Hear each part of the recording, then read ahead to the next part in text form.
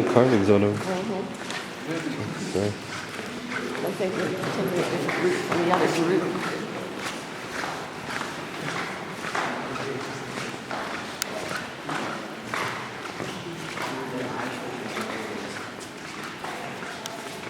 Yeah.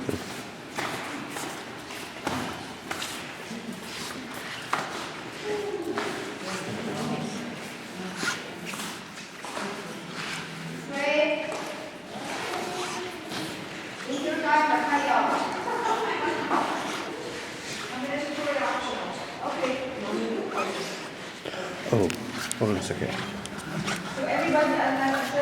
Oh, I just want to set the speed. It's kind of dim in here. Oh, you can use it. Hold on. And that's just the Greco-Roman style that we know during the time of Pharaoh, the Greco-Roman Pharaoh.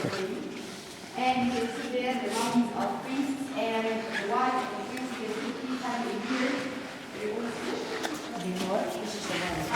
I'm going to show you some stuff a little bit longer. Again, the mummies, as you can see, it's completely different style, development of the art, and we can say that's the Greco-Roman time. Again, the ram here is not Kanun. Just remember the name. It's K-H-N-U-M. Kanun is the creator God who made the people create the mankind on the Father's Eve, and he was the God of Elephantine Island. It's got like shoe prints. It's got like shoe prints on the bottom. Do you know where this temple is? Do you remember where it has been? While sailing by the motor boat, do you remember the ruins of the Greco-Roman temple on the island? Elephantine. Today is where the temple of the temple of Isis.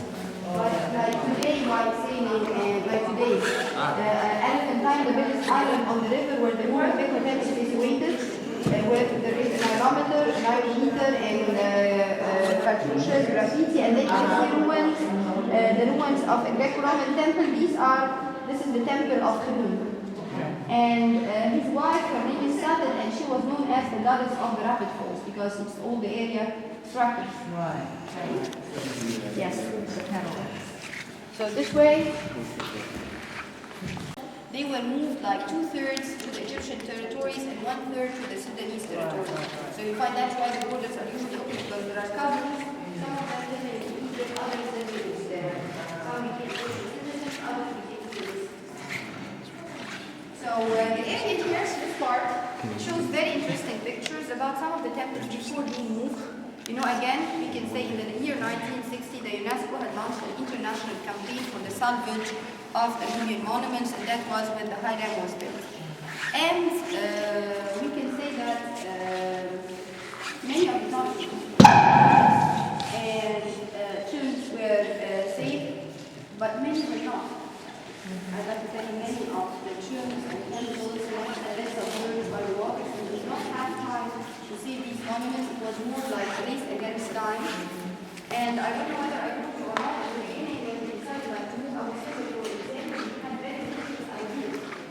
One of the ideas was why not having the glass backing around the temple and lower submarines and one of them is like why not having a cover that around the temple and lower elevators, which is really awesome. And the final solution, which also for preserving the temple, is moving the temple, cutting the temples block by block number, and then moving them to higher spot. I'd like to tell you one of the problems is basically it's one of the temples, which is, thank God, it's a small temple, and it's known as the Temple of Ammon. The problem we face in this temple, despite it's a tiny little small temple, the temple is plastered and painted. Which means if they started following the same technique, cutting the blocks, numbering them, moving them to a higher spot, they'd be losing the whole thing. So the solution they reached is why not moving the temple, since it's a small temple, as one piece. So they started, and that was done by the French, by the way. They started extending railways underneath, supporting the temple by concrete bars and steel, and they moved the whole temple to higher spot and railways. Wow. It was a great achievement. Not the movement, do you remember the film you had seen about the movement of Abu Simbel? It was in the airport.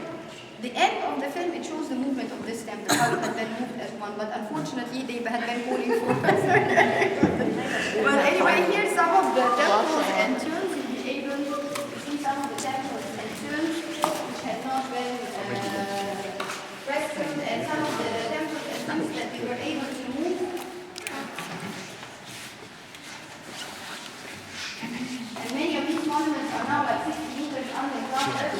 I'd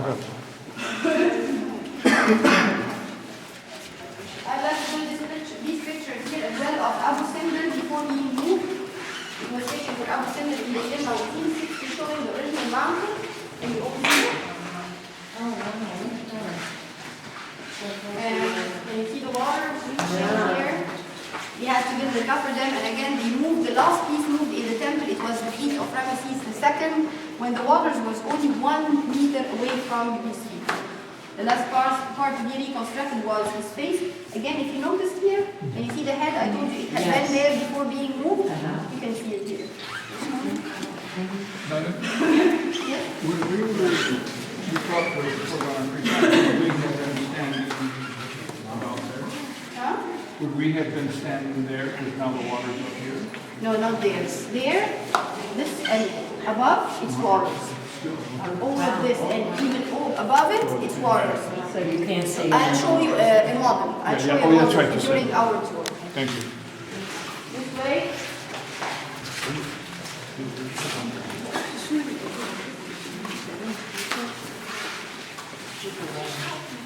Unfortunately, many of these monuments have not been saved, and what we have now is just a picture for it.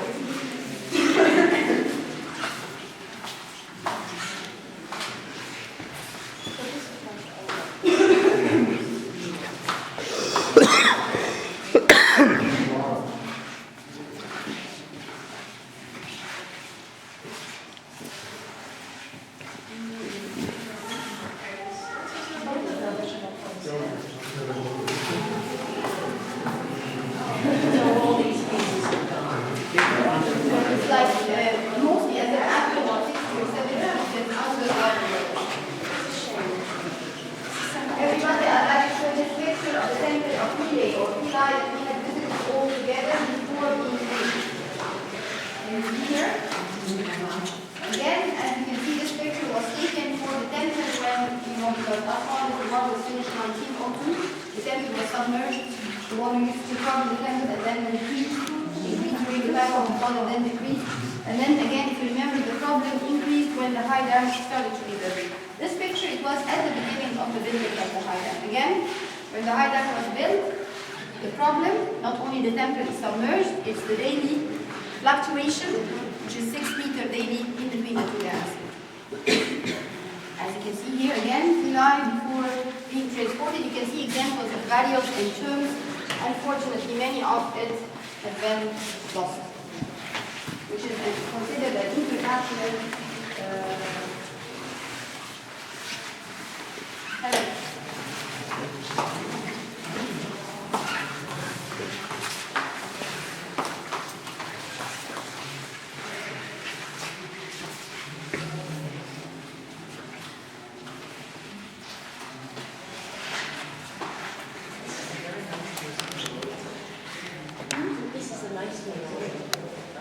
Okay, here is usually you do one of two options.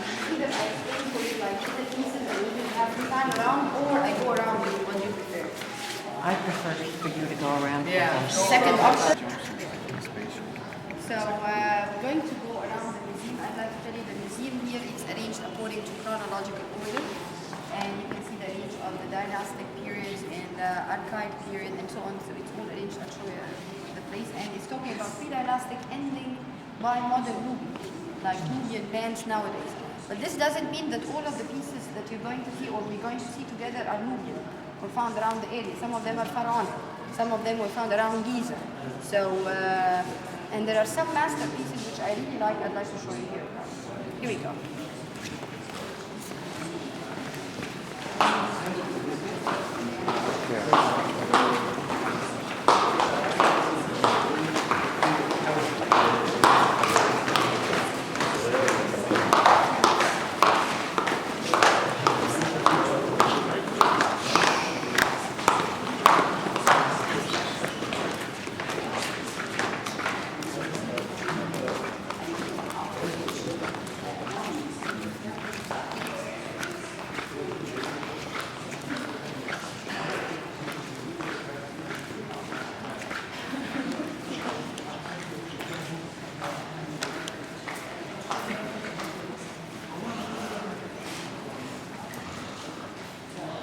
everybody come closer. Come closer. Closer, closer. Come closer again. Closer at the back. Okay, everybody, of course, there you'll find the map of Egypt. I'll show you the map later on when, when it's vacant. We can go there and show you the map. But here I'd like to show you, you can see it's like the history of Egypt ending here by the Islamic times. You can see there the Badari and the Nakada. It's like we're talking 3,500 BC and then 3,000 BC. The early dynasties, like the first and the second, we're talking 2,955 to 2,635 BC. Can you all see it? And then we can see the start of the Old Kingdom. Remember, we're always talking about the Old Kingdom, the Middle Kingdom, and the New Kingdom. So you find the Old Kingdom starting by the third dynasty, 2635, 27th century. And when we talk about the third dynasty, we're talking about the step pyramid. The step pyramid of Saqqara, it dates back to the third dynasty, to the Old Kingdom. And we can say the foundation of the Old Kingdom, it dates back, or it started by the pharaoh whose name is Narmer. If you remember the last piece we had seen together in the Egyptian Museum, the Narmer Palace. I didn't tell you a secret because it was really busy there and we were really tired and we were going for lunch. I didn't tell you a secret then. The Narmer Palace, it's more like a newspaper, you know. Choosing this material schist, which is a very light material. The Narmer palette itself is curved from top and the base, so and carved from both sides. It's not made to be put on the walls. It's made to be read. So we believe it's more like the newspapers of that time, you know, as if the pharaoh is victorious over his northern neighbors and he's sending the news to the people of the south. So he's sending this Narmer palette to be held by a person and he can read it and the people can see the other side. That's a theory, by the way. It's not confirmed, which I believe it is. Anyway, the Old Kingdom, again, we're talking 27th century BC, third dynasty. And then the Old Kingdom ended by the first intermediate period. Can you all see it? So, first intermediate period, 2155 to 2040 BC. Talking about the Old Kingdom and what happened, how the Old Kingdom ended. We believe that the Old Kingdom ended by the extreme power and wealth of the noblemen. When they became extremely powerful and wealthy, that caused like kind of a civil war and the country started to be split again. So when we talk about a kingdom, this means when the country was united. So talking about the country when it was united for the first time, it was united for the first time during the time of the Pharaoh Narmer, and that was about 3,200 BC, and then it was the foundation of the Old Kingdom. Okay? So Old Kingdom, country was united, Upper and Lower Egypt were united. Upper Egypt is where? Here. Here. Lower Egypt. Oh, Cairo. in Cairo. Yes. Yeah. So you'll be having 2 tests every day. And then the country was split, first intermediate, and then Middle Kingdom. That was when the country united again, when the country was united. And that was by a pharaoh. I'd like to remind you. Do you remember when we were in the museum, we had seen a pharaoh shown with a black color, having crossed arms and a beard and massive legs. Do you remember this pharaoh? Mentuhotep II, Nebuchadnezzar. He is the founder of the Middle Kingdom. Okay? So Mentuhotep II, Nebuchadnezzar, he founded the Middle Kingdom. Egypt was united for the second time, and then it was split again, and that was the start of the second intermediate time, and that was 1785. By the way, all of these dates are not accurate. Usually BC is 200 or 300 years less or more. We have to admit this. So till 1554. The second intermediate times, or the Middle Kingdom, we can say it ended, you know how? It ended by the Hyksos invading Egypt. The Hyksos invaded Egypt by the horse and the horse-drawn chariots. They came to Egypt with the horse and the horse-drawn chariots for the first time. And they were able to defeat the Egyptians because the Egyptians did not know the horse and the horse. There was no horse existing in Egypt, no horse-drawn chariot. So it was a complete new technique for them, and that's how the Egyptians were defeated back then. So the country was split again, and the Hyksos stayed here, as you can see, for a while. And then the Egyptians, during that time, they started breeding the horses and learning how to make the chariots. And then came another powerful pharaoh from the south. Always the powerful pharaohs, they come from the south of Egypt. This powerful pharaoh, his name is Ahmose. For those who are going to visit the Luxor Museum, you're going to see his mummy on exhibit there in the museum. The pharaoh Ahmose, he is the founder of the new kingdom. How he was able to start the new kingdom? Because he used the same technique like the Hyksos. He started using the chariots, and he was able to get rid of the Hyksos, and that was the start of the new kingdom. Then, 1554 till 1070 BC. And then the new kingdom ended by the third intermediate period, and that's the time when we call it the time of foreign invasions. It started by the Persians. It was the Persians, the Libyans, the Nubians, everybody invading Egypt at a time. That's why whenever we talk about the Egyptians, if you look to our faces, we're all different. And from one part to the other, like going more to the south, you find the people having darker skin, delicate feature, but still very dark skin. Going more to the north, you see the people as if they are Greeks, because the Greeks were here and the Romans were here afterwards. Some places you find the people having blue eyes and fair skin and blonde hair. So we do not have a certain, no, we have mixed origins. And here you can see again, that's the third intermediate period, the time of foreign invasions, ending by the Kushite dynasties, and these Kushite dynasties is the people from the north of Sudan who ruled Egypt at a time. We call this time the Black Pharaohs, and the Pharaohs ruled Egypt. And then there was the late period, dynasties 650 to 330 BC, and then Ptolemaic period, that was by Alexander the Great. When Alexander the Great came to Egypt, he came about 330 BC or 332 BC, invading Egypt, and that was the start of the Macedonian times. It was the start of the Greek times. During the time of Alexander the Great, he changed the capital to Alexandria. Excellent. Yes, Alexandria in the north, on the Mediterranean. At the beginning, the capital was Memphis. During the time of the New Kingdom here, it changed to be, which is now Luxor, Thebes. By the way, Thebes is the Greek name, it's not the ancient Egyptian name. The ancient Egyptian name of it was Was or Wasit, which means the scepter. And I'd like to tell you why it was called Thebes during the Greek times. When Alexander the Great came to Egypt, he started equating the Greek gods to the Egyptian gods. You know why? You know why? Because he found a problem. It was an increased Greek population settling in Egypt. And he wanted the Egyptians, he wanted a blend in religions. So he decided, okay, I'll be having different forms for one god and I'll be equating the gods. So he equated, for example, Zeus to Amun-Ra, the king of gods. The cult center of Zeus in Greece, it was Thebes. So he started calling Was or Wasit, which is Luxor nowadays, Thebes, equating it to Thebes in Greece because it's the cult center of the king of gods. That's again the Greek name. And so again, that's for the New Kingdom, which was Thebes. And then during the time of Alexander the Great, it moved to be Alexandria. And we'll be talking a lot about the Greeks and the Romans, and I'll be telling you more details about it. Ended 330 BC by the Roman times, by the Romans coming to Egypt. And by the way, the last of the Greeks, the last of the Ptolemies, she is Cleopatra. Cleopatra and Mark Antony, excellent. Cleopatra VII, she was the last of the Greeks.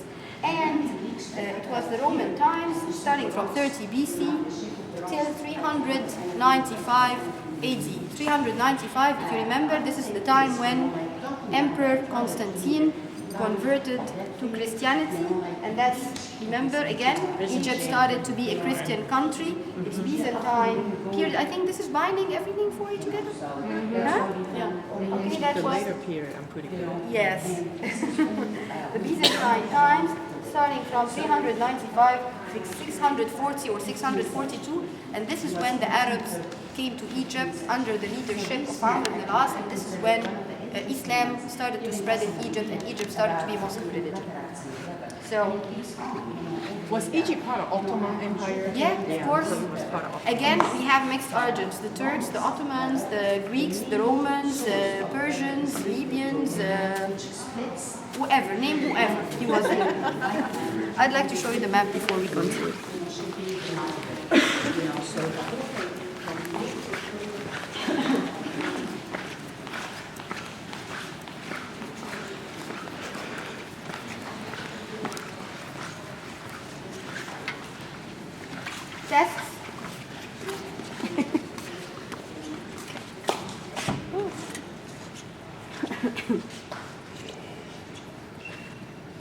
I'd like to show you here. You can see the Mediterranean. Everybody can all see the Mediterranean here. And I'd like to show you there. This is the Red Sea. And the Red Sea is branching in the middle of the in the middle of the two branches there. You can see the Sinai Peninsula. Can you all see Sinai there? And here, of course, this is the Delta. And I'd like to show you here. This is Alexandria, and here, particularly, this is Rosetta. Rosetta. Here in Alexandria, this is where the Rosetta Stone had been found. That had been, remember we had seen the replica of the Rosetta Stone in the Egyptian Museum. So this is where Rosetta had been found, or the Rosetta Stone had been found. And then here, at the apex of the delta, you can see Cairo, Giza, going more south. We're heading more south. Giza, where the three pyramids, the three Giza pyramids and the Sphinx are situated. Heading more south, Saqqara, Dahshur, and Maydub. Remember the Bend Pyramid? You remember the Bend Pyramid we had seen from a distance? The Bend Pyramid of Dahshur. And here is Karun Lake, and that's Fayum. The Fayum, I'd like to tell you this lake, you had seen channels. I had shown you channels everywhere in Egypt. I told you these channels is to drain off the excess water of irrigation and so on. It's mainly dispensing the water here. So it's mainly the water of excess water of irrigation here in this lake. And and many cultivation, big part of our cultivation is going there in this part. Going more south, talking about the revolutionary pharaoh. What's his name? The what? Revolutionary pharaoh, the pharaoh who called for monotheism, the cult of one god. Akhenaten. Akhenaten, yes, Atun, the god Atun, and Akhenaten, that's his capital. So during the time of Akhenaten, he moved the capital from Thebes there up to here. That's his capital, and then after his death, his capital was abandoned, because I'd like to tell you, during his time, the people used to worship Amun-Ra and the other gods and goddesses secretly in their houses. And then after his death, the cult was restored back again, and the people moved again to Thebes. And I'd like to show you here. Thebes, the East Bank. By the way, everybody, you're standing skip. Here, East Bank, we're standing west.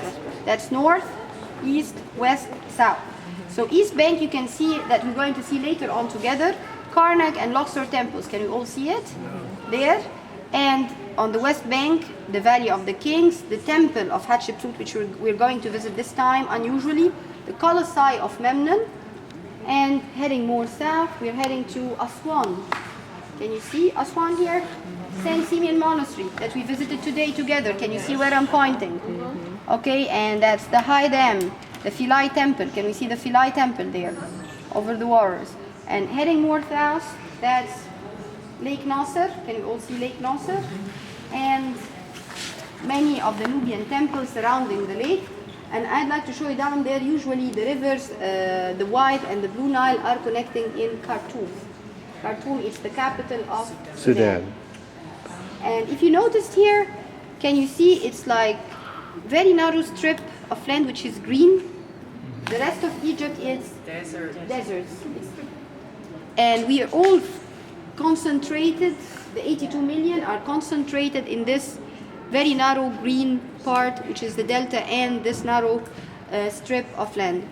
And I'd like to tell you as well that the green part, it marks the floodplain, you know.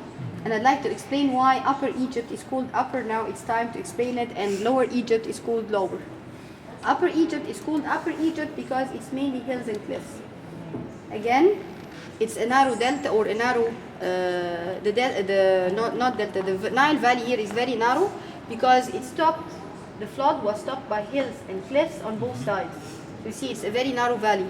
And when we start sailing by our boat, you'll be noticing that it's mountains on both sides. Like the Silsila Mountains, which are mainly sandstone mountains, different kinds of mountains. As we go more to the north, you find the delta spreading. Can we all see this? Okay, here we go. Let's go and see another part. The museum here is beautiful.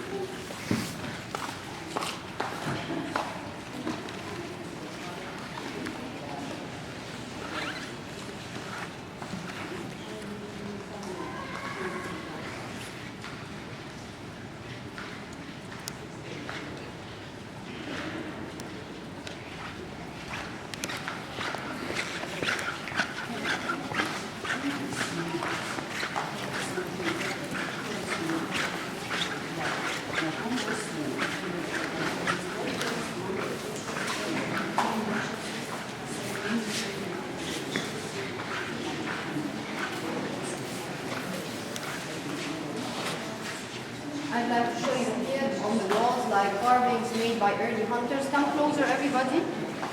Come closer. Closer, closer, closer. So again, can you see the carvings made by the early hunters depicting different animals around? And I'd like to tell you, we believe that Egypt started because of the flood of the Nile and the marsh of the delta. Egypt started by hunters coming and settling in Egypt from different places, like from Libya to the west and different other destinations. And you can see some of the carvings that have been found inside caves, like a carving of the cow down there. Can you all see it? And you can see here skeletons.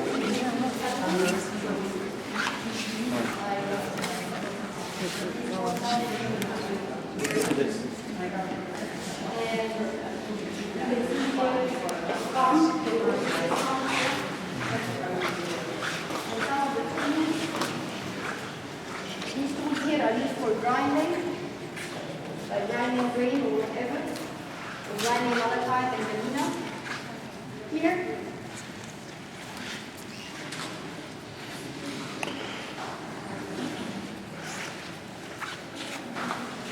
We believe that this skull had underwent a surgery and it healed, which means the person after the surgery had lived for a while. Everybody, I'm here. This way. This way.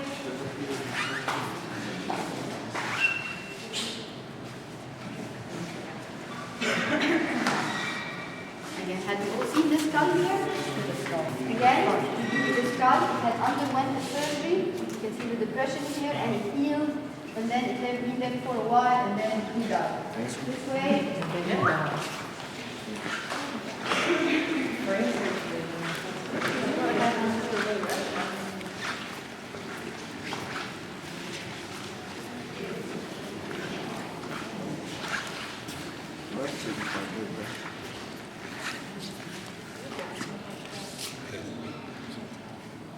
Okay, I'd like to show you here this skeleton. This is an example of an early barrier. Remember when we had been talking about early barriers in Egypt, how they looked like? Fetal position. Yes, fetal position with bent arms and bent legs with some pottery like food and grain, right? And again, it was a wish to be reborn again. And this skeleton here, we believe is in very good conditions, and that's one of the barriers that have been used from the Nubian. I'd like to show you here.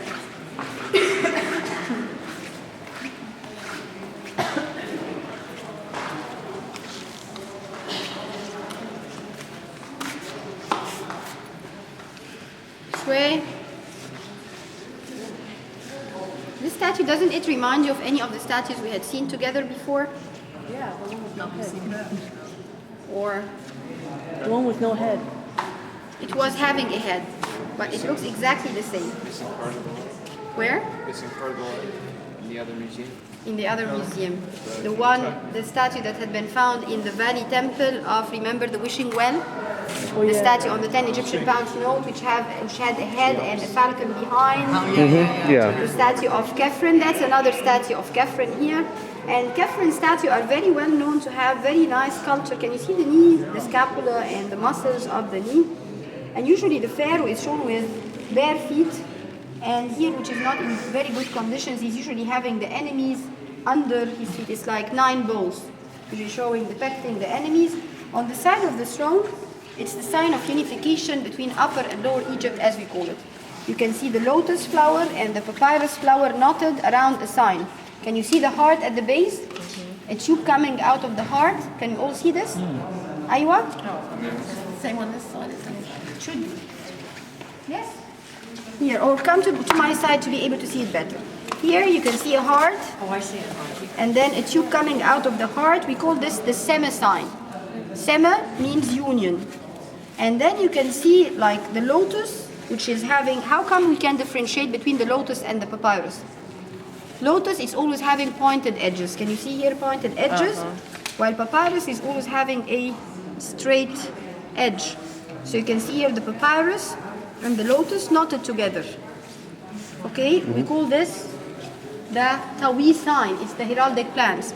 So Sema Tawi sign is the sign of unification between Upper and Lower Egypt. Okay, I'd like to show you here as well.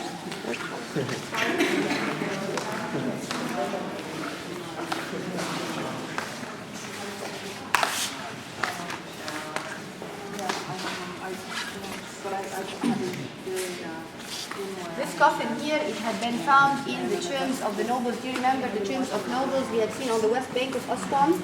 This coffin, it had been found in the tombs of the nobles. And it's very interesting because you can see here inside the depiction here, it's what we know as the coffin texts. What's the coffin texts? The coffin texts are development of what's written, like, let me tell you the story. At the beginning, the priests started reciting spells and prayers to protect the deceased during the journey of the underworld, during the journey, the long journey they believe to the afterlife, for protection. And these spells and prayers, the main aim of them was to protect the deceased because of their fears. They used to fear the darkness of the underworld. So, by time, because their fears increased, the spells and prayers increased. So they decided, okay, we'll not just recite the spells and prayers, we'll be writing it on the walls of pyramids from the inside. And that started in the Middle Kingdom, 5th dynasty exactly, in a pyramid called Unas in Saqqara. That was the first time we see what we know as pyramid texts. These texts written on the walls to protect the deceased in spells and prayers to protect the deceased during his journey. The walls of the burial chambers were not enough. So they started writing it on coffins. It started to be known as coffin texts. Started writing it on papyri, and it started to be known as books, divided into chapters. It increased. And making a tomb, it was more like furnishing an apartment. You know, choosing chapters from the books, like Book of the Dead or Book of the Caverns, to put inside the tomb. Okay? So let's go a few more. He came out the coffin.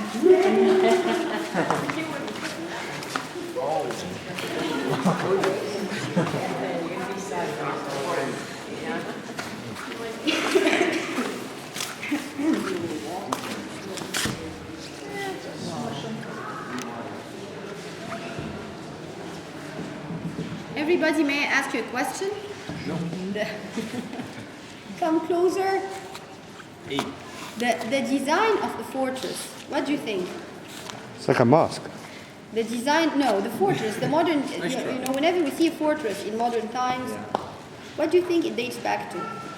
Oh, medieval. Yes, Yeah. I believe everything in origin is All ancient started Egyptian. here. This is the model of a fortress that we found the ruins of it dating back to the 1800s BC.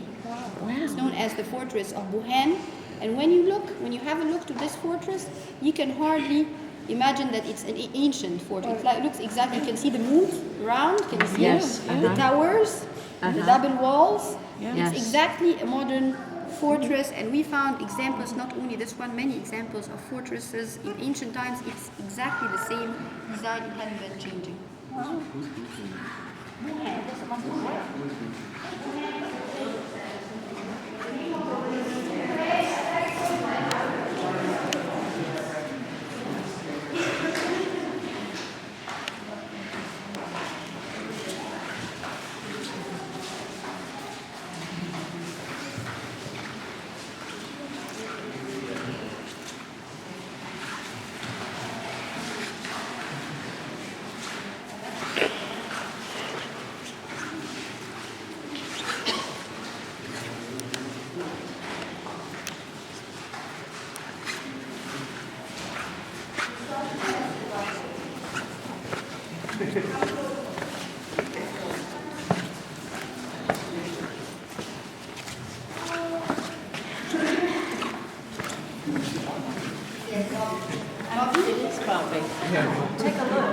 Stand next to it so we can take your picture.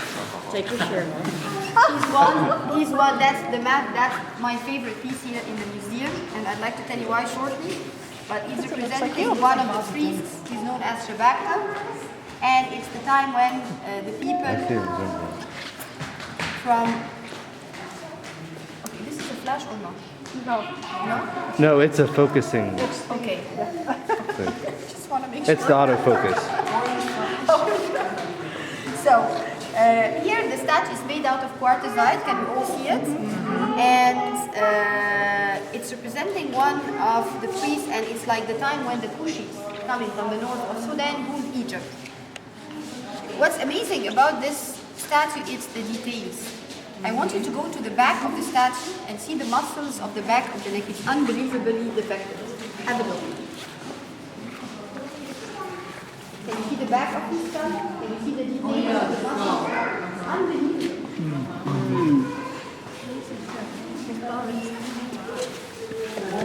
Market, is that that's his name? Put your hand. Shabaka. Salam Shabaka. Yeah, even the back of the head looks like yours. I stand here with the back of the for my cat Yeah. to get a picture. Let me explain why they are always holding something, even the pharaoh. You find the pharaoh holding usually the sea. And when it comes to even a nobleman or whatever, you see him holding like a piece of cloth or... Let me explain why. Because the hand is among the weak points in the body. So if the hand is left open or whatever, not grabbing anything, it might be broken. So that's why you find always... Yes, it's for enforcing the statue. And that's why also behind the neck is another weak point. We notice by time, we learn by time, that the neck is the part where usually statues might be broken. You can see usually a slab of stone behind. Can you see this? You have a test, by the way. It was very difficult to convince the people there it's a complete different religion. This Virgin Mary carrying Jesus Christ is completely different from Isis carrying the baby son horse. By the way, this is Isis carrying the baby son. You sure now? Yes, I'm On the test.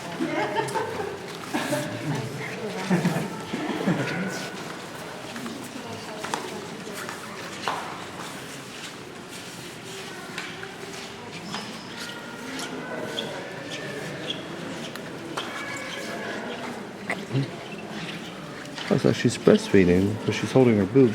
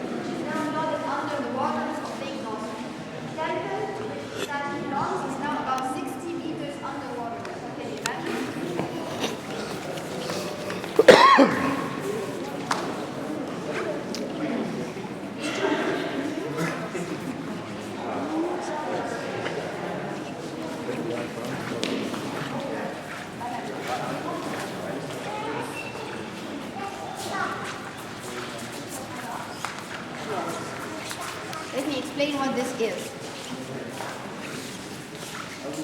We can say the ancient Egyptians believed in the elements of the body. Let me tell you what's the elements of the body. One of them is called the Ba, and that's the Ba, by the way. They believe that the person is having usually a double spirit. One of them called the Ka, the other one called the Ba.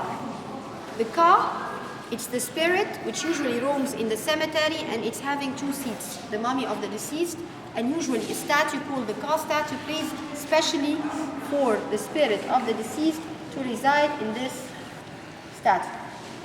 And what about the Ba? The Ba, it's the spirit that by the time of death ascends to heavens.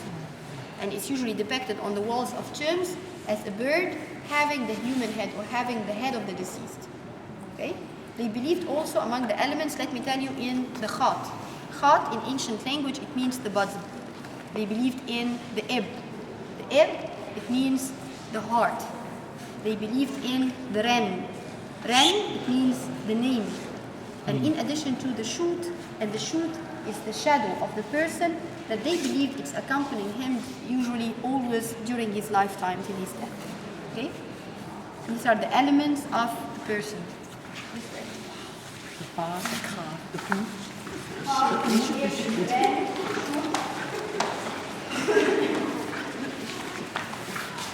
Very nice museum. It's lovely. It's comfortable. It's very It's actually nicer than the Egyptian much museum. nicer. Yeah. Well, it's far less I mean, crowded. not with the stuff, but you know. Yeah, but still, they've got some very decent stuff here. Look at this.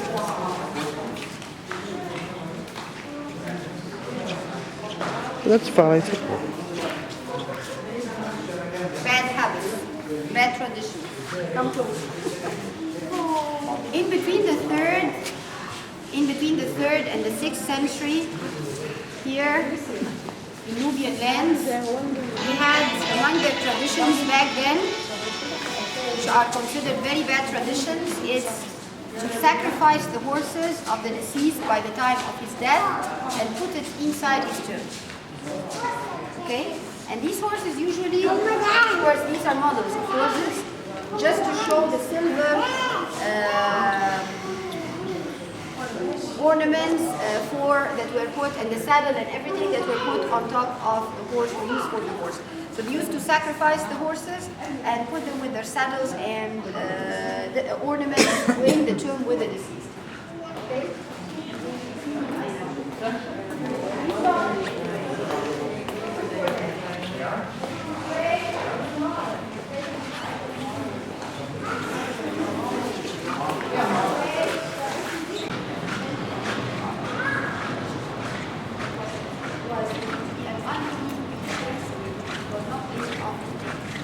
You sometimes see the lion god carrying fish, but never the fish presented on an offering table.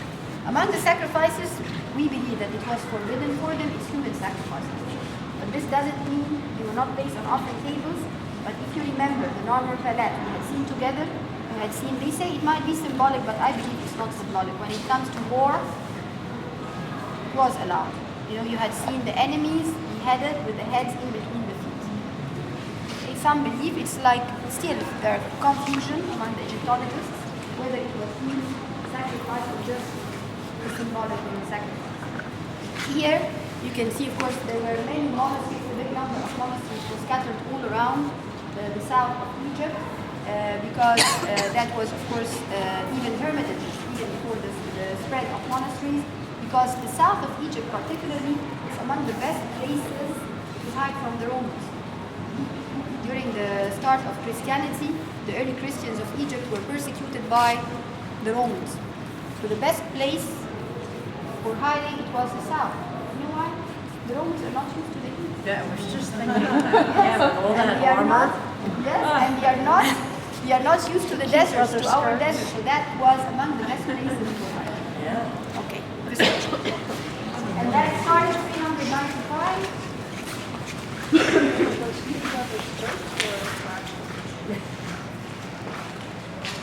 The beautiful Mishkan, that's the Islamic Mishkan. Remember when he visited the mosque of Muhammad Ali the Great, I told you these are not the original ones. The original ones might have looked like this one. This is our original one. Yes. Again, they used to put candles in them for lighting, and it's having usually verses of the Holy Book. Islamic era, 642 AD, the Arabs coming to Egypt, the leadership of Amr ibn al-As. This way.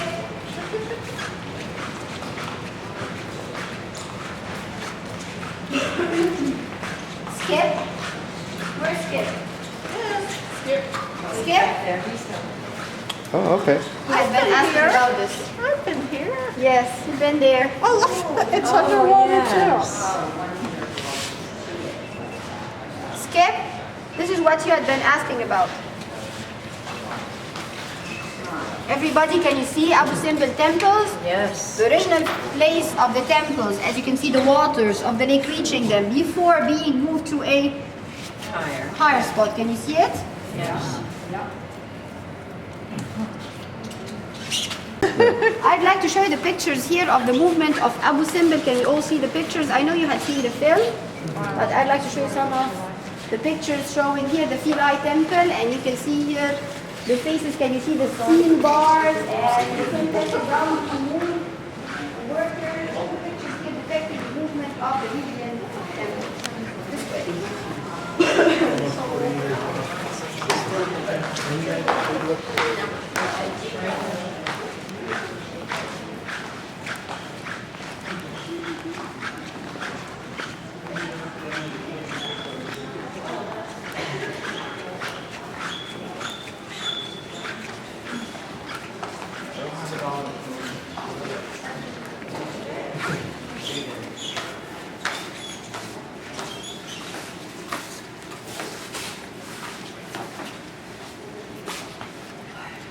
These containers here, I'd like to tell you, which are still used in Nubia or Nubian lands. We're heading to modern Nubia now.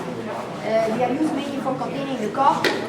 Here, they show some of the Nubian celebrations. Can you all see them putting on the colorful dresses and the colored baskets? They love colors, the Nubians. And here, collecting the dates. Can you see the collection of dates? Usually that's how a man is climbing usually dates, cutting the bundles and throwing them to the girls down there. And that's how the dates are collected. For drying the dates, usually they do have mattresses spread and they just spread the dates on them and they are dried by the sun. More natural. And I'd like to show you here.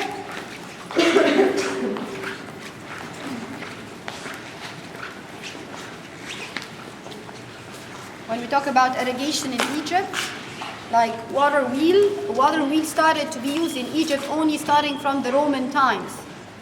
Before the Roman times, Egypt did not know a Roman wheel or a water wheel. Talking about the shadoof here, can you see this shadoof? You know how it's functioning usually? It's like a weight on one side, having the bucket on the other. The person is pulling usually the bucket, throwing it into the water. I'll show you real examples later on.